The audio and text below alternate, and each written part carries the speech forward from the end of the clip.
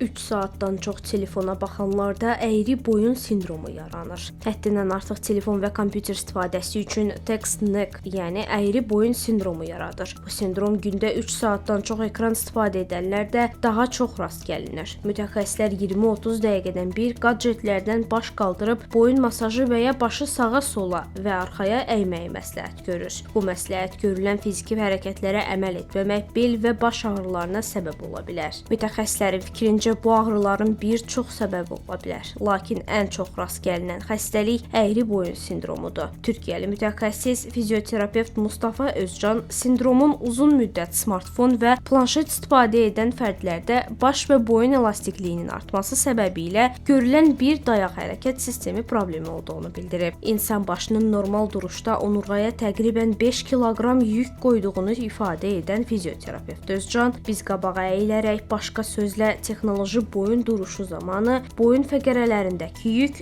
4 dəfədən çox artaraq kürək nahiyəsində 25 kiloqrama qədər əzələ yükü, baş və boyunda şiddətli ağrılara və hətta servikal disk yırtığına səbəb olur. Bu problemlə üzləşməmək üçün həkim ekranı göz səviyyəsində tutmağı və başı əymədən izləməyi məsləhət görür. Əvvəllər yalnız oturaq işlə məşğul olan işçilərdə görülən postural pozuntular indi uşaqlarda da rast gəlinir. Gün ərzində ekran qarşısında 3 saatdan çox vaxt keçirən fərdlərdə əyri boyun sindromu %60% daha yüksəkdir deyə həkim bildirib.